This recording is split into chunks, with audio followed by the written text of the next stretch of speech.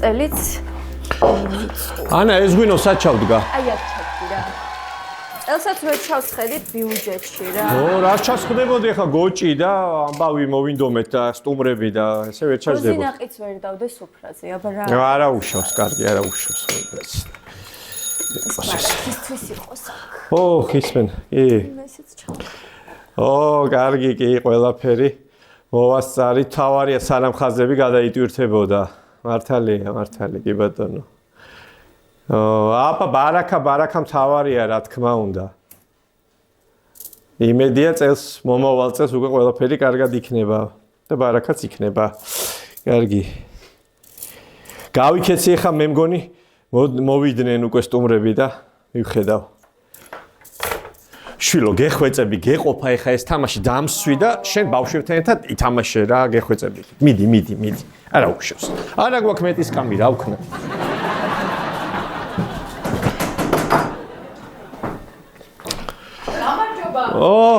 გამარჯობა, მობრძანდით. გამარჯობა.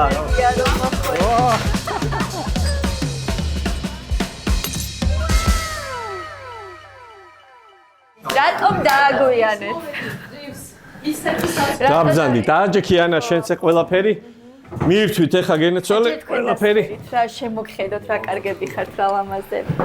ესე იგი ვითვლიდით ახლა მე და ანა ძლივს რა ბიუჯეტში ძლივს ჩავჯექით ხო და კიდე რა მიშველა ეხა რომ რაღაცები რაც არის ისეთი რა მშრალი და არა მალფუჭებადი წინა საახალწლოდ მოვასწარე არ დაველოდე მაინც და მაინც 25 და 26 იმიტომ რომ მაგ პერიოდში ხო უფრო ძვირდება რა და რაც შეიძლებოდა ნიგოზი, თაფლი, რაღაცა სასმელები წინას არ ვიყიდე და სხვათა შორის სხვა დროს გაითვალისწინე თქვენს იმიტომ რომ უფრო დაზოგავ რა იმიტომ რომ მე ხო იცით რა ფასები ეხა რო დავთვალე სტანდარტული სუფრა ხო 500-700 ლარი ჯდება და თუ გოჭი და ინდაურის ასე ვიგინა 1000 ლარს ხდები უკვე და ანუ გაჭირებულ ხალხზე აღარც მინდა ხო რა ვიფიქრო რა ხდება და როგორ გაძვირებულია ყველაფერი რა ამ საახალწლოდ მით უმეტეს რა მაგრამ არა უშავს მირთვით ეხა ყველაფერი ფასეზე იმიტომ არ ვიქნებ რომ ესე იგი მირთვით მაგრამ იგი ხდება ჩემი ბიჭი ჩამოვიდა ეხა გერმანიიდან და იმანაც რომ ნახა ეს აფასებია შედარება არა იმიტომ რომ ევროპაში გაცილებით იაფიჯდება ეს ყველაფერი რაც ჩვენთან ძალიან დიდი სხვაობაა ხო გასაკვირია თითქოს რომ აი გერმანიაში ახლა პოლონეთში მით უმეტეს იქ კიდე ის არის რა ქვია უფრო დაბალი ფასები ხო და გაგვიკვირდება რომ შეხვალ სუპერმარკეტში ჩვენთან მე შეხვალ გერმანიაში პირობითად ვინც ნამყოფი ვარ თქვა ვიცი და შეიძლება უფრო იაფიღირდეს სურსათიდან მაგრამ ხა ამას თავისი მიზეზები აქვს ხო რომ რატო არის ხა თან მიირთვით რა და თან მე მოყვები ხა ამ ამბავს რომ საინტერესო თემა თქვა ხა ბექამ რომ იქ ეხა თავისი წარმოება აქვს ჯერ ეს ევროკავშირი ერთიანი სივრცეა მაგაც საბაჟო და ის არ ეხებათ და დამატებითი გადასახადები ჩვენ ეხა იმპორტ დამოკიდებული ქვეყანა ვართ ჩვენი აი სურსათის ჩათვალეთ 80% ლამის შემოდის უცხოეთიდან. ნუ ეხლა არა მარტო ევროპიდან, პირობითად, ზოგი რუსეთიდანაც შემოდის, თურქეთი, ირანი, სომხეთი, აზერბაიჯანის სოფლის მეურნეობის პროდუქციაც მათ შორის შემოდის და ეს იმპორტს ხო თავისი გადასახადები ემატება და ეს გადასახადი რო ემატება აძვირებს ამ პროდუქციას. პლუს ტრანსპორტირება. ეხლა სად რო ჰოლანდიური ყველი გერმანიაში ჩავა, ხო? ის უფრო იაფიჯდება, რა თქმა უნდა, ვიდრე აქ. სანამ საქართველოში შემოიტანს. კიდე არის მნიშვნელოვანი ის, რომ ეს ლოჯისტიკა რა, ამის ტრანსპორტირებასთან ერთად, პლუს აქ რო შემოვიდეს ეს ევროპელი ან თქვათ უცხოელი მწარმოებელი, ინტერესი უნდა იყოს და ეხლა ჩვენთან მოგეხსენებათ პატარა ბაზარი ვართ ისედაც და ნაკლები არის აქ ინტერესი შემოსვლის და თან ეს იმპორტზე რო დამოკიდებული ხარ, ეხლა ვალუტის კურსი ხო ეს ლარი ხან გაიქცევა თუ ხან დაეცემა ლარის კურსი, ეს თავისთავად დოლარში თუ ყიდულობდა ევროში რაღაცას იმ ევროპაში რო ევროპას რო ვამბობთ ხო აქ კურსი თუ გაუფასურდა ლარის კიდე უფრო მეტად გვიძვირებს და ეს საბოლოო ჯამში არის და პლუს რო შემოდის ეხა ეს მწარმოებელიც ხო ის ცოტა უფრო სხვანაირად ის ცდილობს რომ რისკები დაიზღვიოს რა რისკები აქვს ხო რომ ეს ვალუტა რო გაუფასურდეს ეხა იმას რომ პირობითად ევროში შემოაქვს პროდუქცია ხო მე ხო უფრო ძვირი დაუჯდება რა ამიტომ ცდილობს რომ თავის დაიზღვიოს და ამ რისკების დაზღვევის მიზნით თავიდანვე უფრო ისეთი ცოტა უარესი კურსით ანგარიშობს რომ რამე რო იყოს რომ ვალებში არ ჩავარდეს და კიდევ ის რა ქვია, საშაროდ არ გაუხდეს საქმე მოკლედ რა. კარგი, მიირთით რა ხა, რა საკმარისი არის ამდენი ეკონომიკაზე საუბარი და მიირთით რა საკმარისი. კი, ჩემი გაკეთებულია, ის ჩიჩილაკის ჩემი მომზადებულია. აი, არ ვიცი, ღვინოზე ღვინო ჩემმა ძმაკაცმა მომიკითხა სხვათა შორის 10 ლიტრი და მიირთვით მოკლედ საერთოდ ნაბახუსები არ იცის რა. ისე ძალიან კაი ღვინო არის, ეს ფრანგულია, ხო? არა, ფრანგული არ არის, ქართულია. ხო, ისე მე ფრანგული მიყვარს, მაგრამ ხო ისე არ შემოდის ჩვენთან. ხო, ნუ ეხა მაგასაც თავისი მიზეზებია, ხო, რატო არ შემოდის იმდენი, იმიტომ რომ პატარა ბაზარი ვარ ჩვენ, აი მასშტაბის ეკონომიას ეძახიან მაგას, რას, რომ აქ რო შემოვიდეს, თქვა, წარმოებელი დიდი, თქვა, უცხოელი, დიდი მწარმოებელი, პატარა ბაზარი ხარ და ინტერესი უნდა გქონდეს. ეხა მაგალითად, ევროპული კარფური პირობითად, ხო, ყიდულობს სადღაც მილიონობით ტონა ვაშლს ევროპელი, თქვა, ფერმერებისგან. და ჩვენთან მილიონ ტონა ვაშლს, რომელი ხო, საერთოდ ვერ მოყავს მაგდენი. ამიტომ, როცა პატარა ბაზარია, იქ უფრო ძვირი ჯდება, აი ჩვენთანაც ხო რაღაცის წარმოება უფრო ძვირი გიჯდება, ვიდრე ევროპაში და აქ რო შემოვიდეს, აი ხო ფრანგული ღვინოები რა თქვით, ეგ ინტერესი არა აქვს, იმიტომ რომ აქ იმდეს ვერ გაყიდის, რამდენსაც თქვა მოსახლეობით უფრო დიდ ქვეყნებში გაყიდის და ესეც თავისთავად ამ ჩვენს ცოტა მაღალ ფასებზე ესეც მოქმედებს, რომ პატარა ბაზარი ვართ, აქ შემოსვლა არ უნდათ დიდ კომპანიებს და აი ესეთი მიზეზები არის მაგისი რა. მე თუ შეიძლება დავრეკავთ, რა მე ასეთი გადაიკეთება. ხო შეიძლება კი. ჯერ ვიანი აკრიფე და მე რა დავლიოთ ეხა თვითონ რა. დავლიოთ ჩემო ხაჭაპურსაც დაგაწევთ ამასობაში. მიდი. ხო. ყველაფერი გაიმარა. აი მონოპოლია რო არის ის ვარიანტიც არის ხო ამ ფასების. ხო, ეხლა მთლად მონოპოლია და ერთი არ არის, მაგრამ პრობლემა იმაშია, რომ მაინც ოლიგოპოლია შეიძლება ითქვას. ჩვენთან ძალიან აი კონცენტრირებულს ეძახიან, ანუ ძალიან ცოტა მოთამაშეა ბაზარზე, ხო? აი სუპერმარკეტების ქსელი არის 5 დიდი ქსელია, ისეთი რომელსაც ბაზრის ძალიან დიდი პროცენტი უჭირავს და ეხლა წარმოიდგინე, რომ რაც მეტი იქნება, უფრო იაფი ეღირება, ხო, უფრო მეტი კონკურენცია. ეხლა ამას თლად მონოპოლიას არ ეძახიან, მაგრამ ოლიგოპოლია და მნიშვნელოვანია, რომ ბევრი მოთამაშე იყოს და კონკურენცია. პლუს ბაზარზე შემოსვლა ძალიან რთულია ჩვენთან რა. ეხლა ვიღაცა ახალი შემომტანი ხო, იშვიათად ჩდება, რაღაცა იქ რეგულაციები უშლის ხელს, იქ სახელმწიფო ბიუროკრატია შეიძლება უშლიდეს ხელს და ახალი მოთამაშე რო შემოვიდეს ბაზარზე, რომელსაც შეუძლია რომ ფასებზე იმოქმედოს, ეს ხშირად სამწუხაროდ პრობლემატურია ჩვენთან და ამიტომ არის რომ აი ამ დღეში ვართ რომ ისევ ფასები მაინც ვერ დავწიეთ დაბლა ვერაფრით რა და ჩემი აზრით სან არ არის კარგი კონკურენცია, მოკლედ მარტივად რო თქვა. კი, ეხლა ბევრი მარკეტია, ყველა ერთმანეთს ეკონკურენტება, ყველა ერთმანეთს რაღაცა ეჯიბრება, იქ რაღაცა აქციები აქვს ფასებზე, ესა ისა, მაგრამ მაინც საბოლოო ჯამში უფრო მეტი მოთამაშე რო იყოს, მეტი ბიზნესი რო იყოს, ამით დაკავებული, იმპორტიორი მეტი იყოს, შემომტანი მეტი იყოს, ადგილობრივი მწარმოებელი, უფრო იაფიც ეღირებოდა რა. გარიგებულები არიან ჩემო გიორგი ეგენი მაინც მაგრამ მე მგონი იცი სიკეთე ეს არის ამ სახელმწიფო პერიოდისთვის რომ ბლეხიკაცი მაინც ნახავს ხელს იმიტომ რომ ბლეხიკაცი თვით არავინ არ არის. კაცო, ამ ბლეხებსაც დაუშალა ვინმე რომ მოიყვანონ ეს თავის მიწაწყალზე ეს პროდუქტები და ჩვენ ხო უფრო ამოვისუნთქებთ უფრო იაფი რო იქნება პროდუქტები. არ არის ყველაფერი ისე მარტივი ანა. ხო, არა, რთულია, იცი რა არის, ჩვენთან პატარა ეს ფერმერული მეურნეობები ხო არ არსებობს, დიდი ფერმერული მეურნეობები რა, რომ ეხლა მაგალითად ამერიკაში 20 ჰექტარი რო აქვს ფერმერს ითვლება რომ არის ისეთი რა დაბალი შესაძლებლობების და ჩვენთან 20 ჰექტარი რო აქვს უკვე უზარმაზარი კომპანია და მეღვინეობას და იმას აკეთებს 20 ჰექტარი დიდი ანუ იქ უფრო დიდი მასშტაბებია თავის ეხა ამერიკას ვერ შევედრებით მაგრამ ჩვენთანაც აი ფერმერებს რატო უჭირთ ხო იგივე რომ ჯერ ისინიც იმპორტზე არიან დამოკიდებული საწვავი ჭირდება უნდა შემოიტანოს ხო სასუქი ჭირდება ეგრე შესაწამლი ყველაფერი ეს არის უცხოელზე დამოკიდებული და ისევ იმპორტზე არის დამოკიდებული ასევე ჩვენთან ტექნოლოგიები სამწუხაროდ სოფლის მეურნეობაში კარგად ჯერ ვერ დაინერგა რა ეხა იგივე მაგალითად 1 ჰექტარზე ქართველ გლეხს რამდენი ვაშლიც მოყავს შეიძლება 4-ჯერ მეტი მოყავდეს ჰოლანდიელს წარმოიდგინეთ. რატო? იმიტომ რომ თანამედროვე ტექნოლოგიებია, რაღაცა სხვა მეთოდოლოგია დაამუშავეს, რომელიც ეხმარება რომ წარმოება გაზარდოს და ჩვენთან სამწუხაროდ ეხლა თუნდაც ძალიან გემრიელი ეს ქართული პამიდორი, მაგრამ 9 ლარი ღირდა ვერ მივეყარე რა. ხო, კარგია, ამ დროს იმპორტული თურქული თუ ირანული 3 ლარი ღირს და ყველა სხვა რა აქვს შესაძლებლობა რომ 9 ლარი კილო პამიდორში გადაიხადოს. გავიგე რომ სეზონი არ არის, მაგრამ ახალი წელია გინდა ხო ყველაფერი რომ რაღაცა გემრიელი და აი ეგ არის ჩვენი კარგია, შეიძლება გემრიელი, მაგრამ ცოტაა და ძვირია. მაინც საბოლოო ჯამში ჩვენი წარმოება და ამ ჩვენი თან ეხა რა ხდება რომ ევროპაში მაგალითად სოფლის მეურნეობას ასუბსიდირებს თავრობა და როგორ.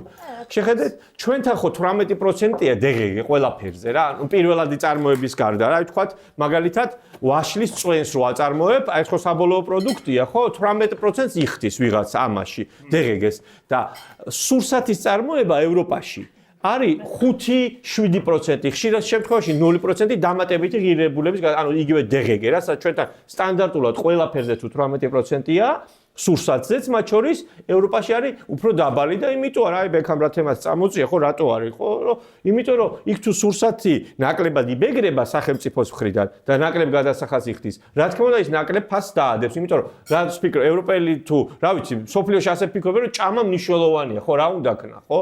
თან იგივე რო შევადაროთ ხო ჩვენ გაცილებით მეც ვხარჯავთ ყოველთვიურად ჭამაში საშუალო ქართული ოჯახი ჩემი ოჯახის ბიუჯეტის ნახევარი ჭამაში მიდის.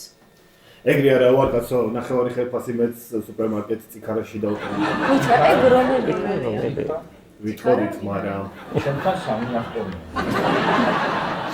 ეხლა კი შეგაწყინეთ შეიძლება თავი ამ ეკონომიკაზე და იმაზე, მაგრამ გერმანელი სტატისტიკოსი იყო ერნსტ ენგელი და აი ეგ დათვალა ზუსტად. ეხლა იანას ოჯახი არ არის ღარიბი. ღარიბის ოჯახის უფრო მეტი მიდის წარმოიდგინე, მაგრამ საშუალო ქართული ოჯახის შემოსავლის ნახევარი მართლა ჭამაში მიდის და სურსათში. ანუ ყველაზე მეტი ფული ამაში მიგვდის და ამიტომ რომ ეს ინფლაციას, ამიტომ სურსათის ინფლაცია როცა არის და ფასები იზრდება, უფრო მეტად გვაწუხებს.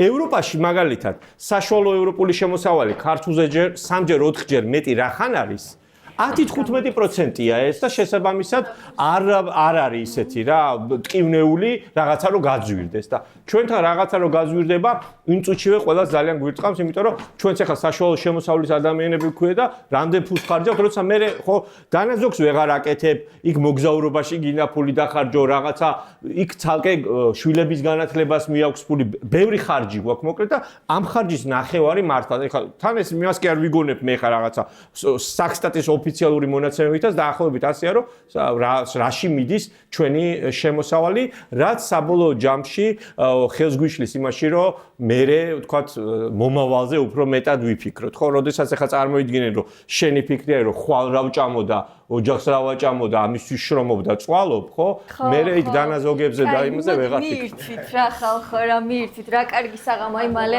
დადგება უკვე ძალიან მიხარია თუ მოგწონს ძალიან კარგი კი ყველაფერს წავენ არაჩვეულებრივად სხვათა შორის ანა მიაგნო იმ თონეს და ძალიან კარგად აი მართლა ძალიან გემრიელი კოჭია სად შეწვი მამა ჩემს აქვს თონე უზნეძეზე დეტალები აქვს პრომოკოდით რიცხვების გარეშე თუ მიხოთ პატივისცემა იქნება.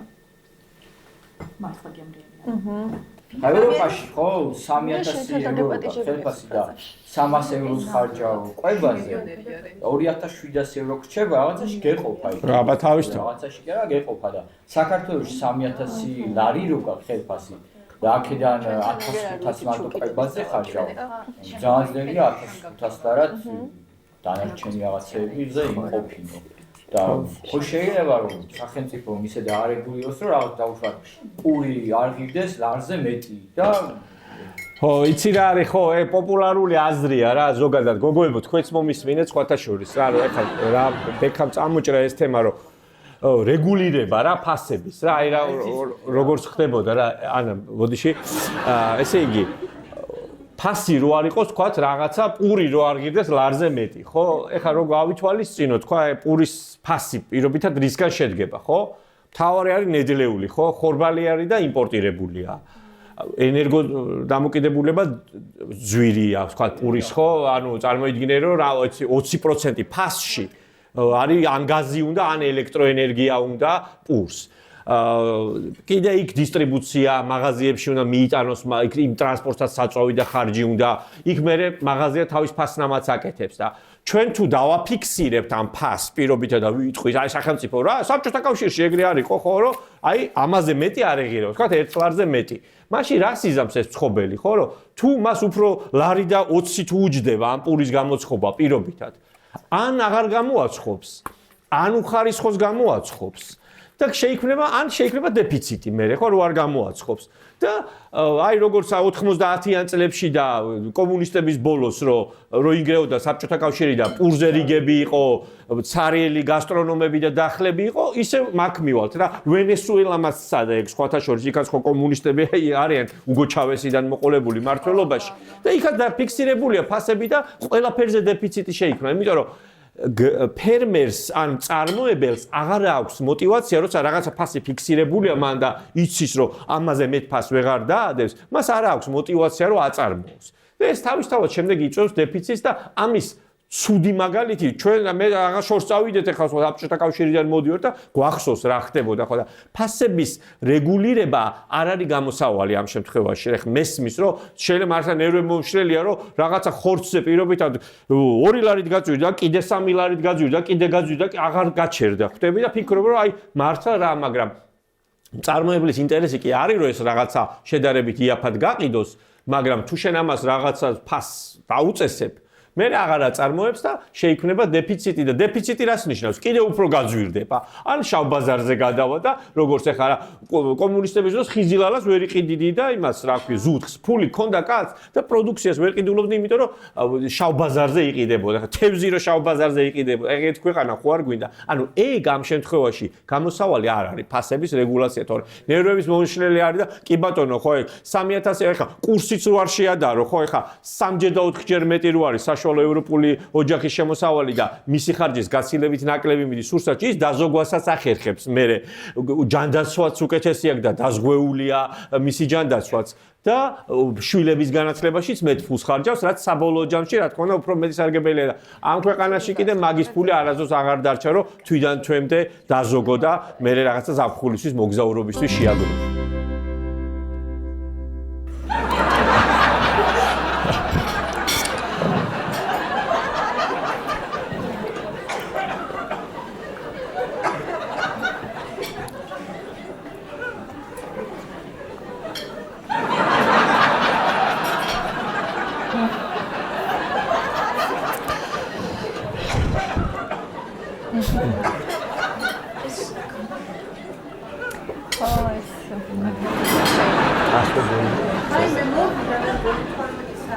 ხოდა ჩემო მეგობრებო რა ეხა ბევრი ვილაპარაკეთ მაგრამ მინდა ეს სადაც ამდენბოდე არა იყავით ხო ისტორიაში არც ერთი ქვეყანა არ გამდიდრებულა იმით რომ პური გააიაფა ნორვეგიაში შვეიცარიაში თუ სინგაპურში ჩვენზე ძვირი ღირს საჭმელი და სასმელი მაგრამ მის მოქალაქეებს იმდენი შემოსავალი აქვს რომ ხორციც იყიდონ, ხიზილალაც იყიდონ და ყველაფერი ძვირი პროდუქტების მათ შორის და ამიტომ ფასების დაფიქსირებით კი არ უნდა გავდიდრდეთ ჩვენ. არამედ უნდა შექმნა სახელმწიფო მის პირობები ამ ქვეყანაში, ამ ლამაზ ქვეყანაში, რომ მოქალაქეებს კონდეს იმის შესაძლებლობა, რომ მეტი ვიშოვოთ რა. აი სინგაპურმა ახლა სოფლის მეურნეობაზე მიდგა ხო საქმე და სინგაპურმა რა თქვა იცი, რომ მეო არა მაქვს იმის იმდენი მიწაო, რომ ბრინჯი ვაწარმოო, ამიტომ მეო ტექნოლოგიებს განვავითარებო და მაგ ბრინჯსო ეხლა უცხოეთში ვიყიდიო. ასეთ შვება და გამდიდრდა, ხო? სინგაპური მდიდარი ქვეყანაა და ჩვენმა ქვეყანამაც რა უნდა ქნას? სოფლის მეურნეობაში ტექნოლოგიები დანერგოს, 1 ჰექტარზე მეტი მოსავალი მოვიყვანოთ, კონკურენცია გაზარდოს სახელმწიფომ, რომ მეტი მოთამაშე იყოს ბაზარზე, მეტი ბიზნესი იყოს, ერთმანეთს ეკისპებოდნენ და უფრო დაბალი ფასები და ჩვენ საბოლოო ჯამში მოგებული დავრჩებით. ანუ არ არის გამოსავალი რა რაღაცა ძველი ეს საბჭოთა მიდგომები ისევ და არათანამედროვე. აი ეს არის ჩემი აზრით გამოსავალი და თუ ეს ყველაფერი გაკეთება დარწმუნებულიო რომ ეს ქვეყანა იმსახურებს რომ ერთხელ და სამუდამოდ კარგად იყოს და მოდი ჩვენ ქვეყანას გავუმარჯოს და ვილოცავ და მიულოცავ ჩვენ ქვეყანას ახალი წელი რა. გავუმარჯოს. ეს იყო მეორე სეზონის ბოლო მერვე ეპიზოდი, ამით ჩვენი მეორე სეზონი დასრულებულია, რომლის მხარდამჭერი იყო TBC იქნება ჩვენი მესამე სეზონის მხარდამჭერი, რომელიცაც 12 იანვრიდან უკვე 2026 წელს დაგიბრუნდებით, მანამდე კი ვისაც არ გამოგიწერიათ 64-ის YouTube ან სხვა სოციალური ქსელის არხები გამოიწერეთ, გამოყვებით, მოიწონეთ ჩვენი ვიდეოები და დაელოდეთ ჩვენს ახალ ეპიზოდებს უკვე 2026 წელს.